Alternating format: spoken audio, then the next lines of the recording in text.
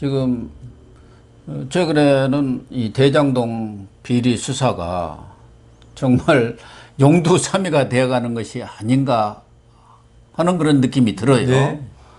뭐 검찰의 수사는 이재명 선에서 딱 막혀가지고 꼬리 자르기로 지금 가는 그런 양상. 이재명 선이 아니고 이재명 앞선에서. 앞선 유동규 선에서. 예, 유동규 선에서. 김만배나 뭐. 그래가지고 이제 곽상도 그리고 박영수 특검 이런 쪽에 뭐 돈이 얼마나 흘러갔는지 그런 쪽으로 이제 파가지고 그런 사람들한테 흘러갔다.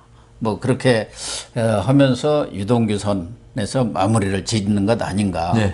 특히 그 키맨이라고 할 수 있는 남욱이고 김만배고 뭐 열심히 불러서 소환 조사는 하고 있는데 그 사람들조차도 과연 구속이 될지가 의문인 상황 아닙니까? 지난번에 김만배는 아주 기각을 유도하는 그런 영장을 쳤지 않습니까? 그래가지고 기각이 된 거 아니에요? 그러니까 영장 청구가 아니고요. 영장 기각 청구를 한 겁니다. 맞아요. 그러니까요. 그런데 지금 검찰에서 흘러나오는 것 중에 하나가 유한기. 네. 유투라고 하지 않습니까? 유동규가 유원이라고 그랬대죠. 이 사람 아주 수완도 좋은지 지금 또 포천 도시개발공사 사장으로 있는데 그 유한기 전 도개공 이 개발본부장이 지난번 황무성 당시 사장을 압박해 갖고 이렇게 사퇴를 강요하는 그런 녹취록이 아주 적나라하게 나오면서 많은 사람들이 다 놀랐지 않습니까? 네. 어떻게 인간 세상에서 이렇게 밑에 사람이 가서 그렇게 쥐어박듯이 강요해 가지고 사퇴서를 받아내느냐. 그러면 누가 유한기한테 그런 지시를 내렸을까? 이런 부분이 또 하나의 주요한 수사의 대상이 되는 것이고, 또 하나는 지금 황무성 사장의 이야기에 따르면은 원래 자기가 사장할 때 그 이익 환수 장치를 마련했다는 거죠. 50%. 예. 근데 나중에 자기가 퇴직하고 나서 이제 쫓겨나서 보니까 그 이익 환수 장치가 싹 없어져 버리고 1822억인가요? 그렇게 딱 그거까지만 캡을 씌워놨더라는 거죠. 도시개발공사가 받도록 돼 있죠. 그러니까 그 공모 지침서를 만들면서 누군가가 자기가 결제한 내용을 바꿔치기 한 거냐 아니냐 이런 의심까지를 제기하고 있는 상황. 이런 부분에 대해서는 검찰에서 좀 수사를 해보겠다. 그런 상황이요. 그러니까 유한기 꼬리 자르기예요, 그 일종의. 그렇죠. 그리고 좀 전에 말씀하신 대로 지금 그 돈이 누구한테 가고 그건 뇌물 문제인데요. 보통 뇌물 문제인데 그게 지금 이재명 후보한테 중요한 게 아니고요. 그 이재명 후보가 시장 시절에 이렇게 이익 환수 조항을 없애고 함으로써 그럼 누구한테 이익 가는 거는 뻔하지 않습니까? 그거는 그 화천대유라든가 거기에 컨소시엄 참석했던 하나은행 그거 가는 건 그건 누구나 알 수 있고 이재명 지사가 시장이 아니더라도 알 수 있는 한번 들다 보면 당연히 알 수 있는 거기 때문에 배임이란 게 있죠.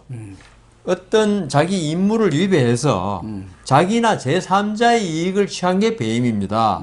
이재명 지사는 난 이런 한 푼 받은 게 없다고 그러잖아요. 자기한테는 온 건 없다 하더라도 제3자, 화천대유, 천하동인 이제 법인이지 않습니까? 법인은 제3자예요. 그 김만배, 남욱, 정영학 전부 다 제3자입니다. 거기에 이익을 취하게 했으면은 이게 업무상 배임입니다. 그렇기 때문에 이걸 가지고 저는 거기서 그냥 몇 번 말씀드려요. 왜 이게 왈부될 수 있는지. 이거는 당연하게 이재명 지사가 배임적인 행위에 가담을 했던, 지시를 했던, 공모를 했던 하나에 들어가는 건데 지금 전부 다 돈이 왔다 갔다 한 게 없으니까 어쩌고저쩌고 하는데 이거는 말이 안 된다는 거죠. 그건 부차적인 거죠. 그런데 지금 유한기 이야기가 이렇게 검찰에서 자꾸 언론한테 흘리는 것은 유한기라든가 유동규 선에서 말하자면은 그 이익 환수 장치를 빼버린 것으로 이렇게 몰고 가기 위한 것 아니냐 하나가 그러니까 있고. 그게 거기서는 우리 공무원들 일하는 거 이야기 많이 했지만 이게 시장이 그러니까 한 뭐 1,000만 원, 2,000만 원짜리 이익이다. 그러면 시장이 전결 맡겨놓고 그냥 뭐 신경 안 쓰겠지만 지금 1조 가까이가 지금 돈이 배분되는 상황인데 그 이재명 시장이 그냥 전결로 맡겨놓고 자기 놀았나요? 그건 아니거든요. 그럼 이 정도면 시장이 개입 안 하고는 말이 안 되는. 하나에서 10가지 다 보고받고 아니, 열 몇 장의 결정이 나오잖아요. 예. 그건 나오기 때문에 그 지금 유한기 이야기하다 갑자기 흥분하게 나왔는데 결국은 유한기 씨가 황무성 씨를 갖다가 이제 사장 물러나게 한 거 녹취록이 다 나오잖아요. 당신 안 나면 박살 난다. 그리고 당신 왜 이리 순진해? 그 다음 시장이 시킨 거야. 그 녹취록이 나와요. 네. 그러니까 유한기가 이번에 녹취록을 들이대니까 그때 그런 말 좀 과장해서 한 것 같은데 기억이 잘 안 났다. 이재명 얘기는 안 했다. 네. 그런 그 얘기. 시장이 근데 그때 딴 사람이 또 있었나요? 그래서 이 부분에 대해서는 우리 김은경 환경부 장관 사건에서 봤잖아요. 예. 그거는 점잖았어요. 그래도 감사 통하고 이래가지고 사표 내게 만드는 거 아닙니까? 그래도 직권 남용을 해가지고 이제 구속돼 있잖아요. 예. 김은경 장관이 이거는 어디 조폭이 있죠. 예? 예. 시장 노점한테 가가지고 너 이 자리 그 딴 사람 그 여기 장사하게 할 테니까 나가. 안 나가면 너 혼나. 이거 똑같은 거예요, 이게. 그러니까 이게 직권 남용인데 지금 이제 유한기가 지가 모든 걸 떠안겠다고 시장하고 그게 관계 없는 지금 것처럼 그런 이야기했는데 녹취록에 있는데요, 벌써 뭐. 그래서 지금 검찰이 네. 유한기 수사에 이렇게 집중하는 거 보면은 네. 그 유한기가 뇌물 받고 그 다 초과 수익 그러니까. 그 환수장도 없애버린 거고 그 사태 압박 가한 것도 유한기가 지가 알아가지고 아 밑에 개발본부장이 어떻게 그 사장한테 그렇게 가가지고 지금 하려고 하는 이 검찰의 행태가 지금 적나라하게 드러나고 있는 거예요. 제 생각에는 그게 참 오히려 문제예요. 지금 더불어민주당 쪽에 집권하고 있을 때 처벌받는 게 낫지. 예. 정권 바뀌어가지고 예? 제대로 수사해가지고 처벌받으면요. 박근혜 30 몇 년 뭐 이명박 몇 년 하는 식으로 혹시 못 나올 수도 있습니다. 금액이 보통입니까 이게. 그래서 그 이걸 갖다가 이 국민들도 지금 국민들을 진짜 개돼지로 아는 가분개로 아는 지금 처사인데요. 이거는 그 좀 상식이 조금만 있는 사람이 보면은 이거는 이 이재명 그 당시 시장이 개입 안 하면 도저히 진행될 수 없는 사안들이고 이걸 일개 개발 본부장이 그 거기에 반대하는 사장을 몰아내고 자기가 이익 환수 조항 없애고 다 했다. 이걸 누가 믿겠어요? 이게 또 뭐 우연의 일치인지는 저는 우연의 일치라고는 전혀 생각이 안 나는데 사장 물러나라고 한 날 화천대유가 설립됐어요. 그러니까 이미 화천대유를 이 시행사로 만들기로 하는데 이게 황무성이는 반대했단 말입니다. 예. 그 이익도 그 환수조항 있어야 한다고 그러고. 그러니까 쫓아내버린 거 아닙니까? 아, 이게 나중에 결국은 뭐 시장이 압력을 가할 수 있을지라도 최종 그 실무 책임의 1번은 황무성이거든요. 그렇죠. 황무성이 있으면 이재명 시장이 마음대로 할 수가 없잖아요. 네. 아니 사장이 와가지고 안 됩니다. 계속 결제 안 하면은 안 합니다. 못 올라가는 요 나는 비워놓고 시장만 하면 이거는 효력이 없잖아요. 예. 그래가지고 일주일 뒤에 바로 화천대유가 낀 하나 컨소시움이 예. 이 사건을 성남에 때려 참가해서 이 이익을 엄청나게 참가할 수 있는 조건을 마련해 주거든요. 예. 그러니까 화천대유 딱 설립한 날, 일주일 뒤에 하고 이걸 다 미리 짜놓고, 예? 황무석이는 걸림돌이니까 쫓아내는데, 그 아까 말씀드린 1조에 가까운 그 이익을 갖다가 나누는데, 예. 유한기가 그 56년생인가 55년 나이도 뭐 좀 꽤 있던데, 예. 이게 공무원 스타일로 생겼더라고요. 얌전하고, 실무자 스타일 된데, 그런 사람이 나서가지고, 그 황무성 당신 나가, 예? 그 자기 선에 했다는 게, 고 교수님, 저한테 이런 거 묻지 마십시오, 이제. 그런데 지금 이게 예. 덮어질 수 없다는 게 그래도 우리나라에서 가장 신뢰를 받는다는 여론조사 기관이라고 하면 갤럽 아니겠습니까? 예, 갤럽이죠. 갤럽에서 26일부터 28일 예. 그러니까 어제까지네요. 바로 최근에 조사한 자료를 보면은 국민의 55%가 이재명이가 의도적으로 개입했다 이렇게 생각하는 거고 개입하지 않았을 거다. 특혜 의도가 없었다는 것은 30%랍니다. 그러니까 이재명이가 55%하고 싸워야 한다. 국민. 과반이 훨씬 맞습니다. 넘는 것이죠. 예. 거기에 20대는 70%까지 이렇게 높습니다. 또 콘크리트 지지층이라는 40대도 개입했다. 네. 42. 개입하지 않았다. 특혜 없다가 44. 아주 팽팽한 그런 상황이고 특히 특검 도입에 대해서는 이제 65%가 나와 있습니다. 갤럽에서 어디 조사에서는 73까지 간 데도 있었습니다만은 반대는 25%뿐이 안 돼요. 네.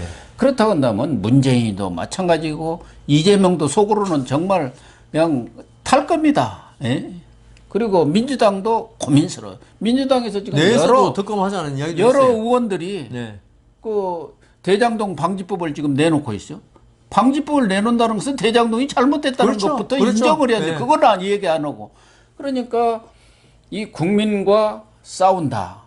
이건 어려운 거죠. 국민을 이겨먹으려고 한다.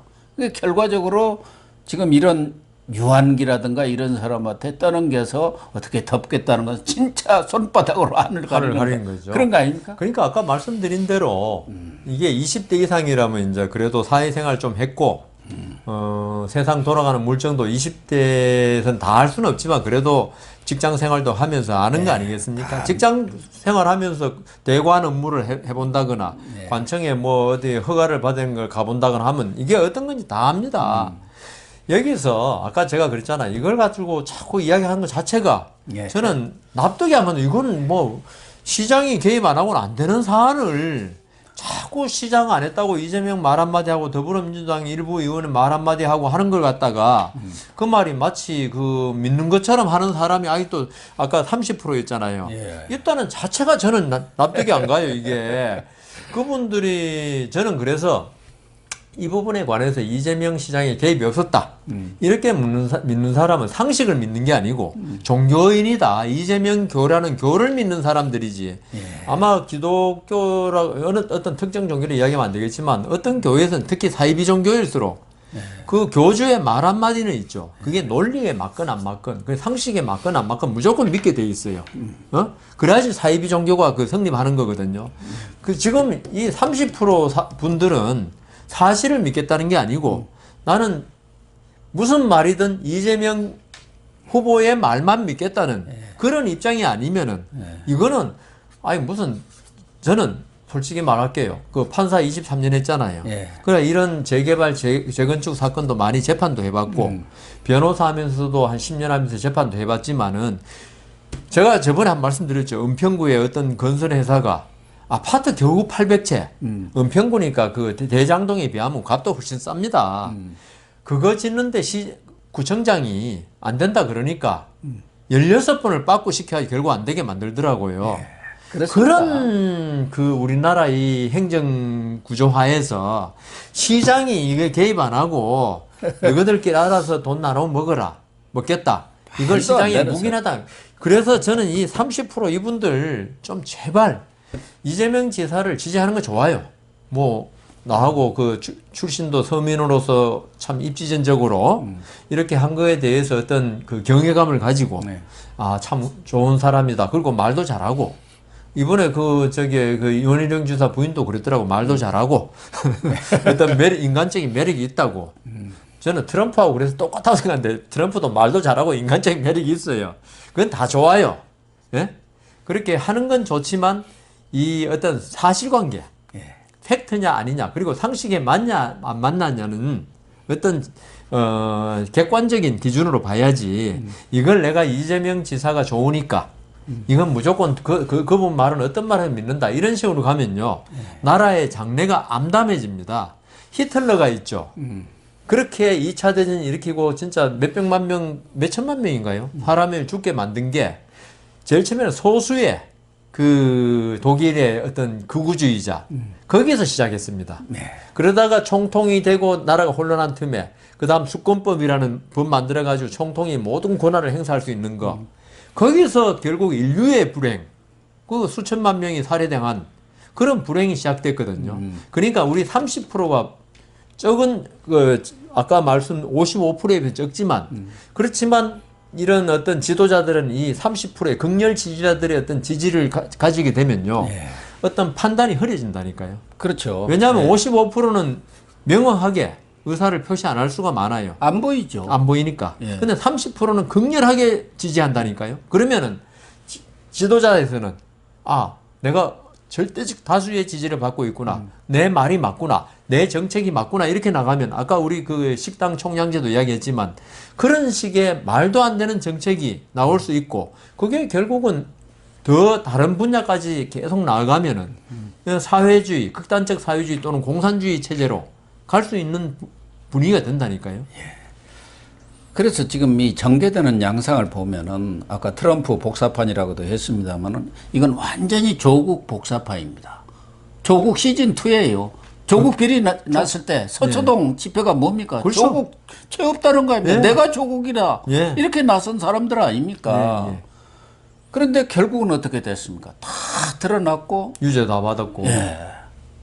이 법에 엄중한 처벌을 받았지 않습니까? 예.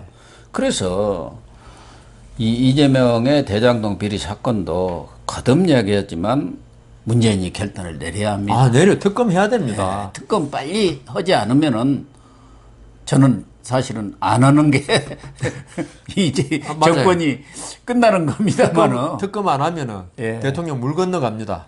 예. 할 필요도 없이 그냥 물 건너갈 수 예. 있습니다. 선거 뭐 아니 지금 뭐 55%가 하나마나 할 정도인데. 55% 나오고 지금 우리 까도남이란 말이 있잖아요. 예. 까도 뭐 지금 뭐 양파처럼 나온다는 거 지금 백현동 나왔죠. 예.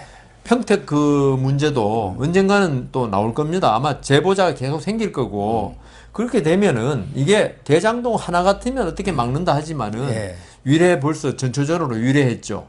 그다음 대장동 했죠. 그다음 백현동 했죠. 그다음 평택 했죠.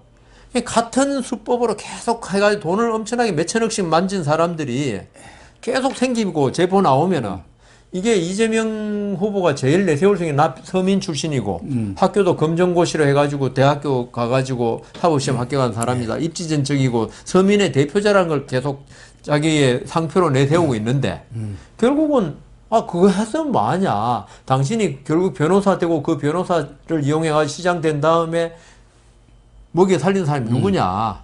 몇천억씩. 예. 예.